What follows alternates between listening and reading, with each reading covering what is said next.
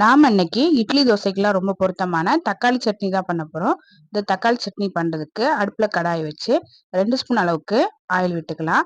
Oil சூடானதும் 3 வரமிளகா, ஒரு துண்டு இஞ்சி கட் பண்ணி சேர்த்துக்கலாம். ஒரு 5 பல் பூண்டு, 2 பச்சை மிளகா, 2 பெரிய வெங்காயத்தை கட் பண்ணி போட்டு வதக்கி விட்டுறலாம். வெங்காயம் வதங்கினதும் இது கூட ஒரு 5 தக்காளியை கட் பண்ணி போட்டு வதக்கி விட்டுறலாம். தக்காளி வதங்குறதுக்கு கொஞ்சமா உப்பு சேர்த்து நல்லா வதக்கி விட்டுறலாம்.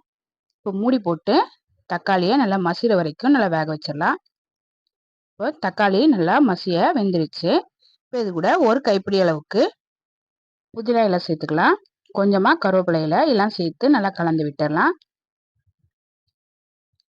இப்போ அடுப்பு ஆஃப் பண்ணிட்டு ஆற வச்சுட்டு மிக்சி ஜாரில் மாற்றி தண்ணி சேர்க்காம அரைச்சி எடுத்துட்டு வந்துடலாம். அரைச்ச சட்னியை ஒரு பவுலில் மாற்றி வச்சிருக்கிறேன். தாளிக்கிறதுக்கு அடுப்பில் கடாயை வச்சு எண்ணெய் ஊற்றி கடுகு, வரமிளகாய், கருவேப்பிலை போட்டு தாளிச்சா டேஸ்டான தக்காளி சட்னி ரெடி. ட்ரை பண்ணி பாருங்கள்.